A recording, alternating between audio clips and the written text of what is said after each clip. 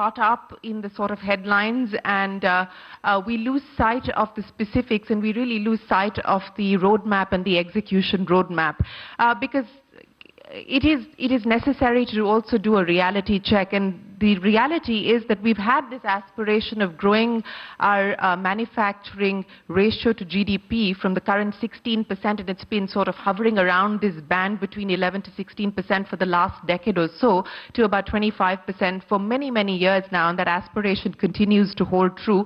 The target is 2022 to take 16 to 25%. The question really is, how do we intend to do that? And to pick up on the point that Arindam was making, perhaps it is time now for the government as well as for industry to make some choices, because business and governance is as much about the art of sacrifice as opposed to wanting to do everything for everybody.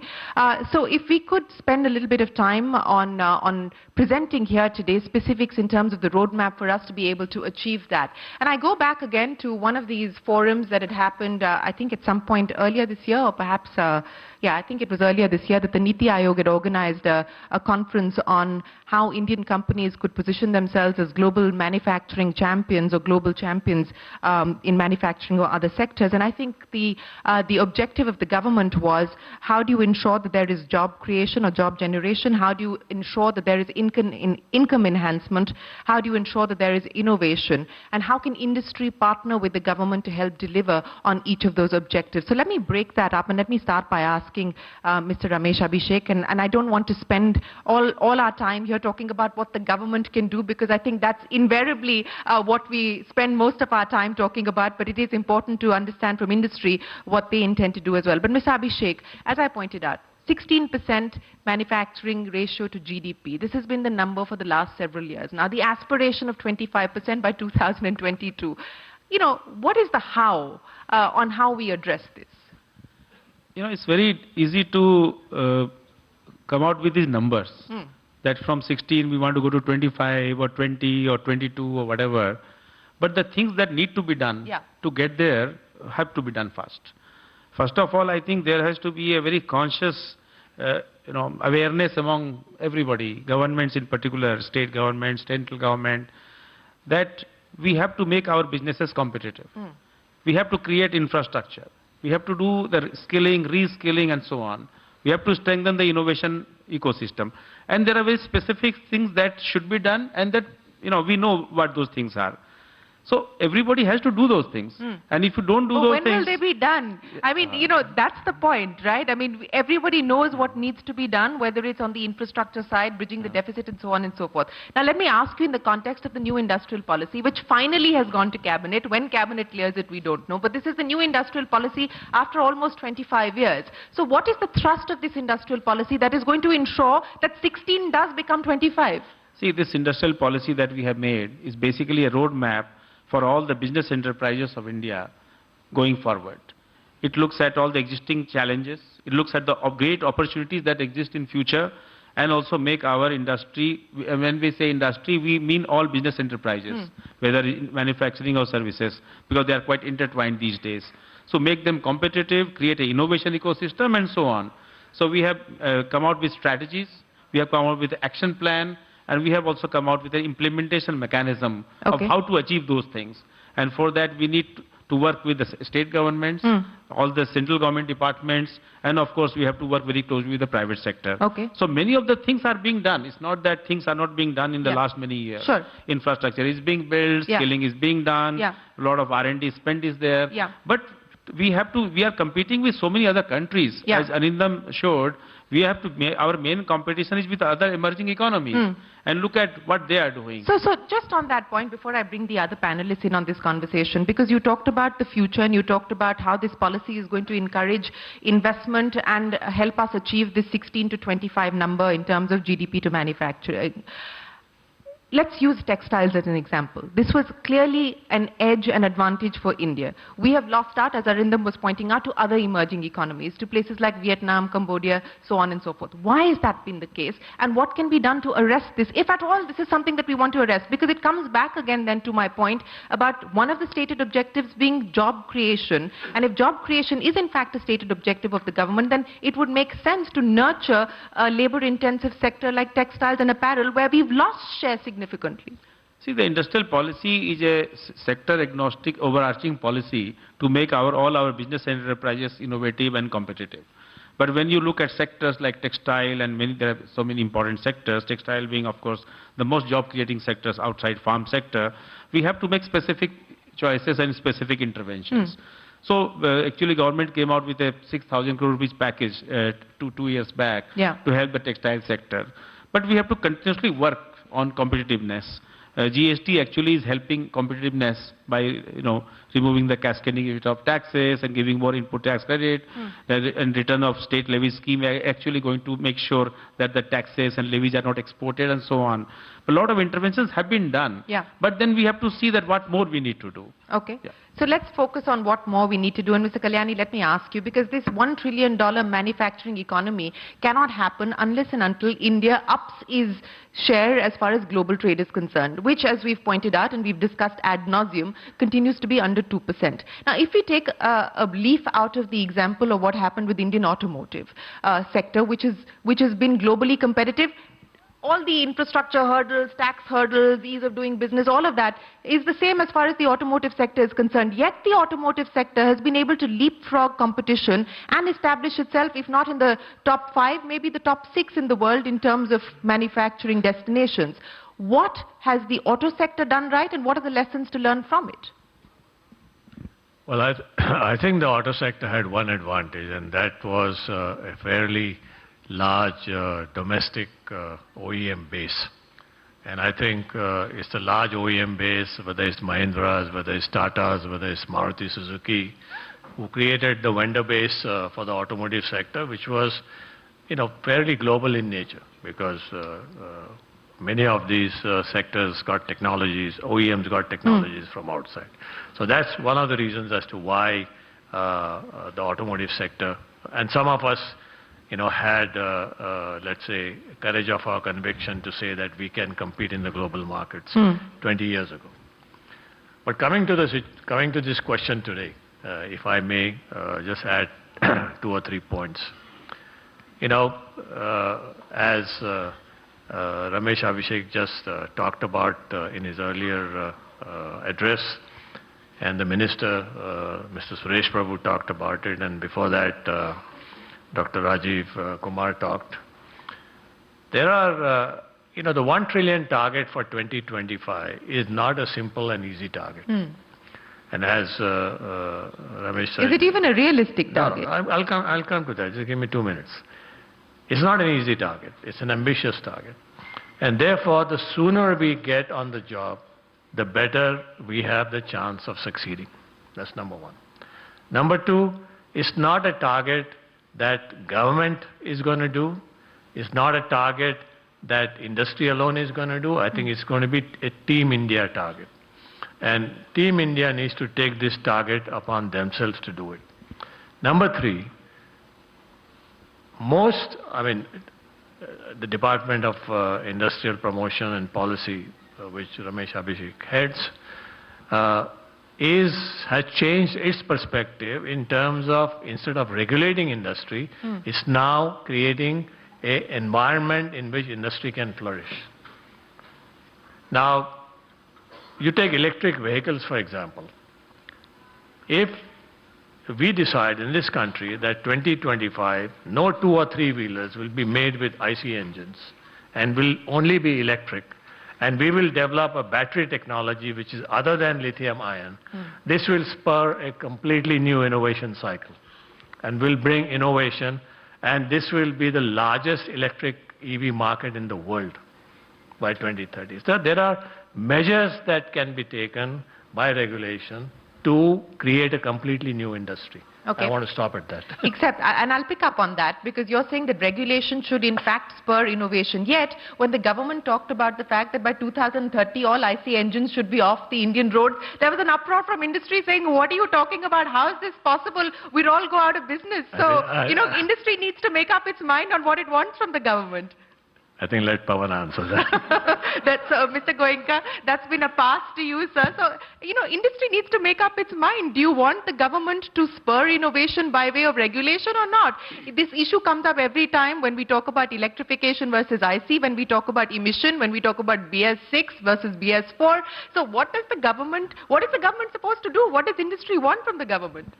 Well, so let me take specifically first EV versus IC engine, though this is not really the forum for that. But I don't think that we should get into a situation where something gets cut off today and something else starts tomorrow. That's not possible. There has to be a phasing in and phasing out. Eventually, we will have very large uses of electric vehicles that there is no doubt about. But I don't think that we can phase down IC engine in a 12-year time frame. That's just not possible. And even the most aggressive countries today, the countries that are most aggressive in EVs, are not talking zero IC engine by 2030 or 2035. Yeah. At least the closest time frame that I have heard is 2040. So we need to get started before we can talk about some goal of 30%, 40%, 50% EVs. In spite of all the talk that we have had in the last 2 years, we are still selling less than 1,000 electric four-wheelers in India today per month. Yeah.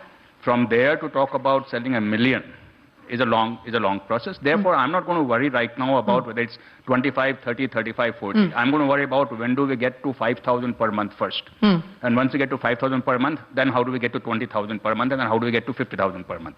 IC engines have enough room to grow. Yeah. It's not either or. We need to first grow electric vehicle to a substantial scale, and then all the things that Baba has talked about will happen. Cost will come down, affordability will go up, new technologies will come in, a lot of R&D investment will happen, a lot of plant investment, product investment will happen, and it will become a virtuous cycle. But first we have to get started. Okay, I don't want to make this about EVs versus IC, because as you rightly pointed out, and there is a difference of opinion here on the panel No, there's no itself. difference of opinion. There is no difference of opinion. He's in favor of the government saying do away with all IC engines. By 2030, you said that. No, just now. he You're will never changing say your that. mind now. He will never say that. What will happen to all the forgings? Okay, all right, okay. But on overall, in order for us to be able to achieve this target, whether it's 25% of share of manufacturing to GDP by 2025 and eventually the $1 trillion manufacturing aspiration, give me the 2 or 3 specifics that you believe are the need of the hour that should be prioritized today. Okay. So I think the debate on this has happened for a long time. Yes. So there is nothing at 60,000 feet that we will talk about which is new. Right. Everything has been talked about. What we need to do is come down to ground level and say what are the 5 things that we must do starting tomorrow. How do we do a program management? If I was doing a product development in my company, I will have a program manager. There will be set milestones, targets, somebody will be accountable. So that's Mr. Abhishek. He's the program manager. He set the targets, etc. Now, what is it that you want him to do specifically? Him. What do I want him to do? What do you want him to do? Us to do. Us I'll come to, but what do you want him to do specifically? So we need to bring competitiveness, okay? And I will talk about 4 levels of competitiveness. First is cost, second is quality, third is technology, and fourth is brand. Okay. So as far as I can see, cost is the only area where he can actually play a role, right? It's not just quality is your domain. So quality has to be something that you're responsible for. I never said it's the government's job to get $2 trillion. It's all of us.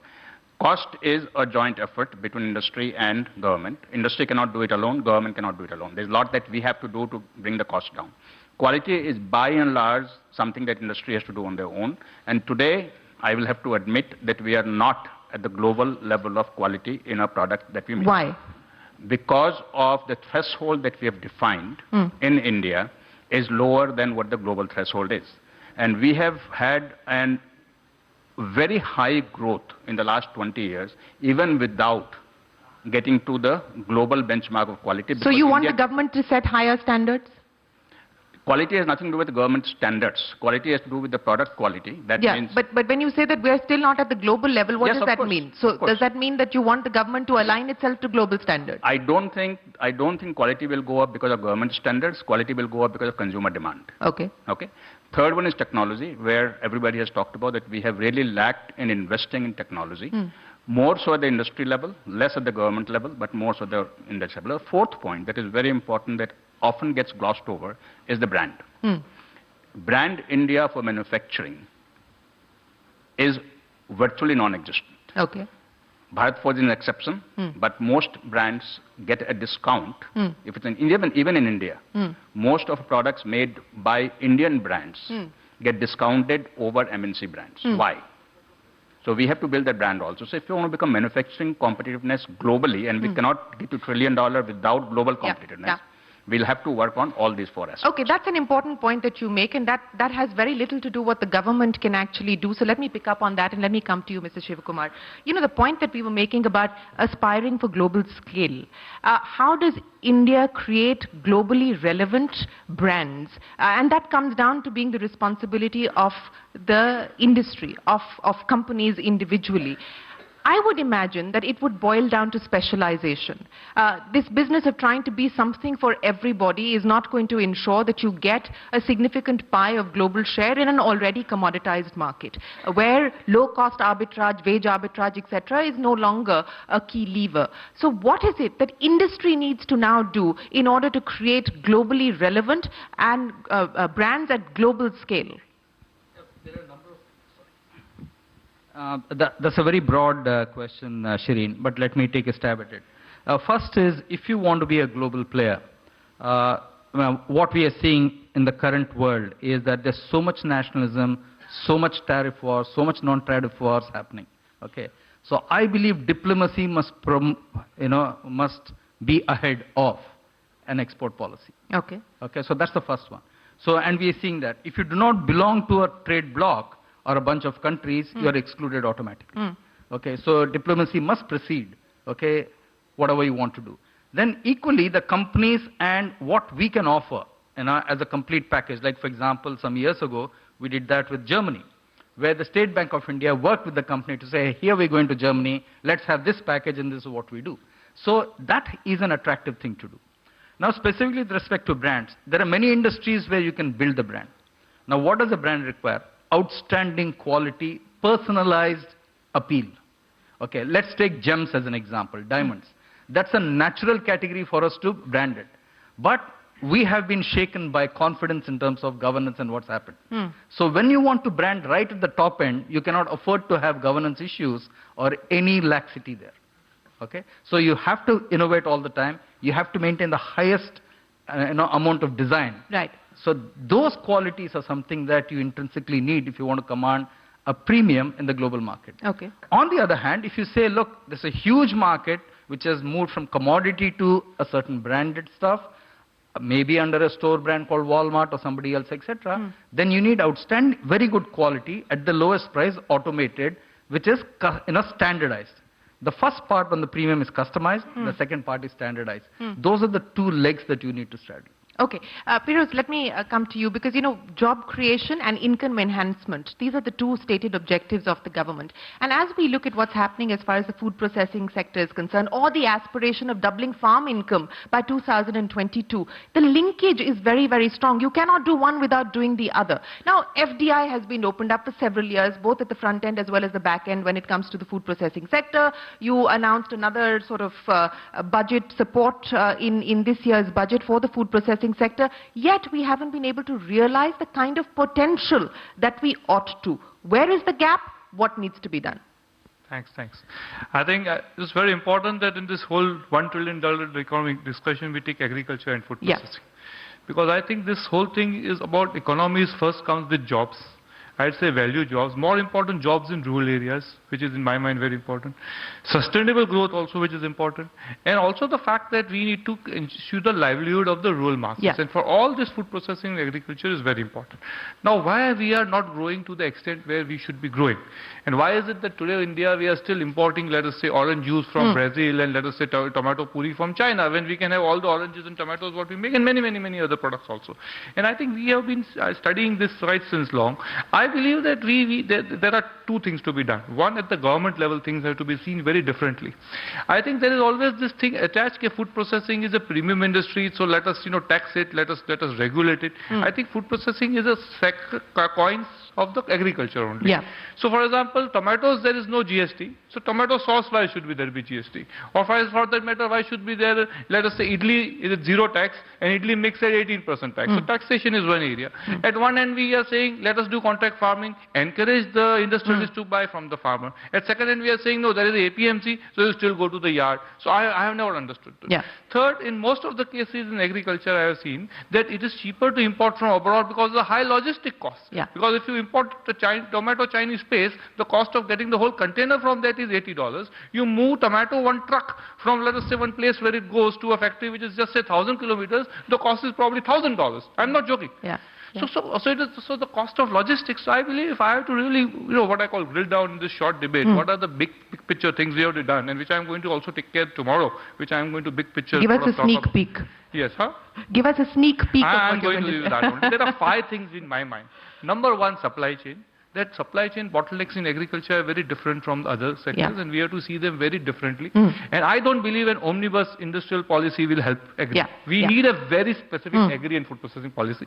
So supply chain bottlenecks, how to really. And I always believe that when we are told the big companies put money in FDI, we will allow 100% retail. This is my personal belief. Yeah. We should have linked to also investment in the supply chain. Because in my mind, if just putting money is not important unless it is supported by real money at the ground level. So I would say there is requirement of real cold chain, real big ticket. But that FDI 100% was allowed long time back in cold chains and in the back end. I am saying when you are allowing the retail chains to come in with 100% FDI, there should be a link to their investment in the back chain also, because that way we will ensure that they don't become just what I call selling from a trader, but ensuring that the produce comes straight from the farmer. That linkage from the farm to the consumer is in my mind best brought to the retail chain. This is my belief. And there are a lot of other things you can do in supply chain. But this is the big picture thing. Second, I believe a lot of states have very archaic laws. And I believe there is a modern food trade policy which Ministry of Food Processing has promulgated, and CI has worked a lot on it. I believe that states should straight away adopt it. There is the policy, for example, it says that even for regular, some states have, let us say, you need pollution approval for regular industry. Now it is not required. Example, seasonality, not required. There are a lot of things like frozen. When you go in frozen, there is electric duty which states levy. Electric duty is not in GST, but electric duty is a major cost in frozen. So how can the frozen products be remunerative unless you don't put out electric duty? There are a lot of such issues. Now, there is no electric duty in farm sector, but there is electric duty in food processing. So there are a lot of such state level issues which you have presented, which you should take care of, including, I would say, states, not I would say subsidies, but support for more encouraging the skill development, employment. Then we go to the big Make in India picture. We really need the made in India fruit brands abroad. And I honestly believe that like a Californian almond or a Italian wine, time has come that, let us say, Indian, except probably mango and rice we have done, but many other products we can put that brand, and how do we achieve it? Number 1 is quality. And number 2, more importantly, we need more branding money abroad. And I always said that you need to give 200% deduction. You give 200% deduction if you do R&D. I think we need more income tax deduction if you spend money on branding abroad. And we need a matching grant from industry. And there are 2 quick points which I come before you go, because you said you give me a sneak shot of tomorrow. So I will just, I cannot finish this because without these 2 points. I love the fact that you've taken me seriously. One is demand creation. No, when you ask a serious question, I have to be serious. Excellent, go ahead. And one is demand creation, and demand creation will only come if consumer gets a feeling that processed food is as good as what they cook, and we need to spend a lot on that with the government. And last, I would say that this sector is very, very good for social entrepreneurship. A lot of big companies think today that I don't want to just put money, but I want to put money where I would really be able to get, let us say, more employment, more social justice, more social good. So this sector, you make a little bit less money than many other sectors, probably making a tank, but I'm sure it spreads much more happiness to yourself and to the society at large. So my encouragement is to really big ticket guys who have put big money. Put money in defense, put money in petrol, but put little money in food and agriculture also. Are you willing to put a little bit of money, sir? Mr. Kalyani, are you willing to put a little bit of money in food? It will create much more smiles on people. Defense is okay, but are you willing to compete with Feroz Kambata? But I know the big ticket things are not coming, honestly. The big ticket investment is not coming in food sector, and I don't think I want to blame the government for it. The big business, probably many of them are sitting in this room. We have to see this sector in a very different way and put money in this sector, honestly, I believe. Absolutely. Has he been able to convince you? Well, I don't think Mr. Kambata needs to convince anybody, but, agriculture and agriculture with technology, with food processing, is going to be one of the sunrise sectors for India. And it is going to be a large contributor into this $1 trillion target that we have got. So whether we like it or not, people will put money in this sector. Okay, very quickly, I'll just come back to you, sir. I just want to pick up on this point about the agriculture economy and the point that Piroz made, because we very recently, in fact, I think if my memory serves me right, about 2 weeks ago, the agri-export policy was cleared by Cabinet, which aims to take India's share to about $30 billion, I think, over the next few years. Mr. Abhishek, give me a sense of whether we can expect then, instead of these omnibus industrial policies, sector-specific policies that will in fact help us achieve this aspiration. See, industrial policy of any country has to be sector agnostic, because you need to create a broad ecosystem in which all businesses can flourish. There's nothing wrong with that. But then we also need a sector-specific policy for auto sector, food processing, defense, for everything. So there is no conflict between the two. But I totally agree with him regarding the things that need to be done. Now, for example, he has talked about many electricity duties, many things not being in GST. We are strongly in favor that all these things should be covered by GST in due course, so that people can get input tax credit and make themselves more competitive. We are very strongly in favor that, see, the competitiveness part is not being seen. Many of these duties and taxes and levies are being done